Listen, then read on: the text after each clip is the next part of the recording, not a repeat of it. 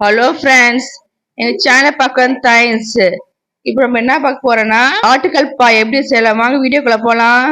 அது தேவையான பொருட்கள்: சின்ன வெங்காயம் பெரிய பாதி எடுத்திருக்கேன், தக்காளி, பச்சை மிளகாய் 1, கருவேப்பிலை, கொத்தமல்லி தழை எடுத்துக்கோங்க, பட்டை, கிராம்பு, ஏலக்காய் தாளிக்கிறதுக்கு, தேங்காய், பூண்டு, இஞ்சி.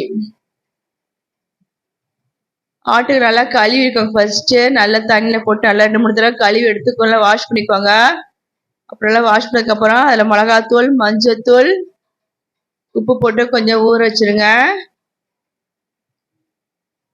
இது மாதிரி கொஞ்சம் ஊற வச்சிருங்க. அப்புறம் ஒரு குக்கர்ல நம்ம ஊற வச்சிருந்தோம் இல்லையா, அதை நம்ம எடுத்து தண்ணி ஊற்றி ஒரு 5 விசில் எடுத்து வச்சுக்கோங்க. ஃபர்ஸ்ட் நல்லா வேகணும் ஆட்டுகள், அப்பதான் சாதம் டேஸ்ட் அதிகமா இருக்கும். இது மாதிரி 5 விசில் பாருங்க எப்படி வந்திருக்கு. இது மாதிரி எடுத்து ஃபர்ஸ்ட் எடுத்து வச்சுக்கோங்க. இன்னொரு குக்கர்ல எண்ணெய் ஊற்றிக்கோங்க. பட்டை, கிராம்பு, ஏலக்காய், கருவேப்பிலை போட்டுக்கோங்க. எனக்கு வாசம் பிடிக்கும் அதெல்லாம் போடுறேன், உங்களுக்கு வேணா ஸ்கிப் பண்ணிக்கோங்க. பச்சை மிளகாய் 1, சின்ன வெங்காயமும் பெரிய வெங்காயமும் கொஞ்சம் நறுக்கி வச்சிருக்கேன். நல்லா வதக்கிக்கோங்க எண்ணெயில போட்டு.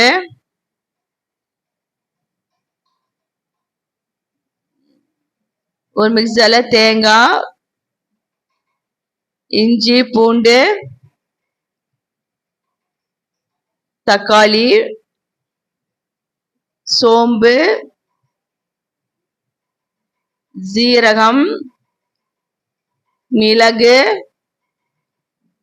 மிளகு சும்மா 1/4 டீஸ்பூன் போதும், ஜீரகம் 1 டீஸ்பூன்,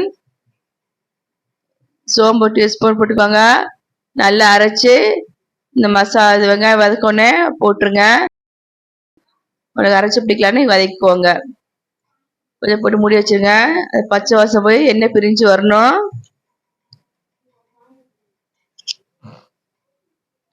பிரிஞ்சோடனே நம்ம ஏற்கனவே வேக வச்சிருந்தோம் இல்லையா, அந்த ஆட்டுக்களை தூக்கி அதில் போட்டு கொஞ்சம் மசாலே போட்டு ஊறைங்க.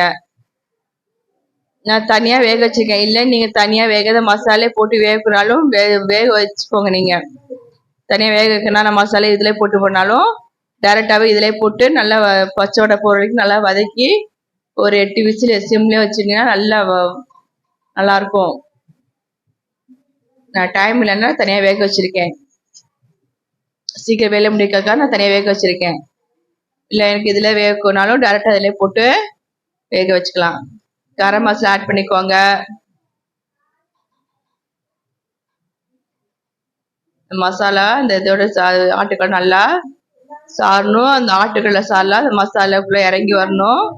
வந்தோடனே நம்ம வேக வச்சிருந்தோம் இல்லையா, அந்த ஆட்டுக்கல் சூப்பு தண்ணி அதை ஆட் பண்ணிக்கோங்க.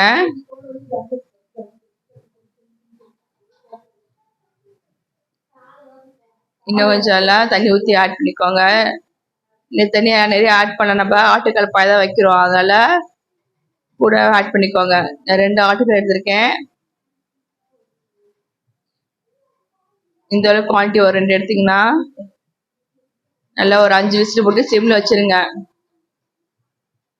இறக்க போ ஸ்டேஜில் மல்லித்தூள், நீங்கள் மல்லி அரைச்சி முன்னாடி போட்டாலும் சரி, நான் கொஞ்சம் வாசமாக இருக்குன்னு லாஸ்ட் ஸ்டேஜில் போடுறேன். மல்லி லைட்டாக வறுத்துக்கோங்க, 2 ஸ்பூன் மல்லி.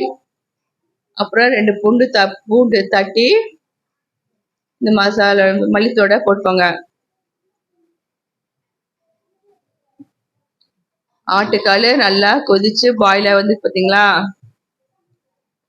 சிம்மிலே வச்சிங்கன்னா நல்லா இருக்கும். நல்லா இன்னும் அந்த எண்ணெய்லாம் சார்ந்து வரும். ஆட்டுக்கால் டேஸ்ட்டாக இழுத்து நான் கேள்வி கொடுக்கும். இறக்கப்போ ஸ்டேஜில் இந்த மல்லித்தூளை வறுத்த மல்லித்தூளை போடுங்கன்னா வாதுன்னா செம்மையாக இருக்கும், டேஸ்ட்டு அதிக வேறு லெவலில் இருக்கும்.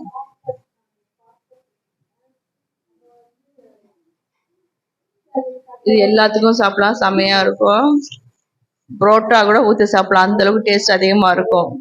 நீங்கள் ட்ரை பண்ணுங்க, புரோட்டாவுக்கு வேறு லெவலில் இருக்கும். ஆட்டுக்கால் பாய்க்கு இது இப்போ நல்லா வெந்திருக்கணும்.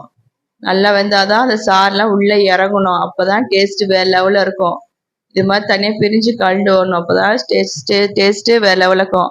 ஆட்டுக்காலுக்குள்ளே இதான் போய் தான் நல்லா எந்த அளவுக்கு சிம்மில் வச்சு நீங்கள் எடுத்து நல்லா ஒரு டியூஸ்ல வச்சு எடுக்கிறீங்களோ அந்த அளவுக்கு ஆட்டுக்கால் பாயா அவ்வளோ டேஸ்ட் இருக்கும்.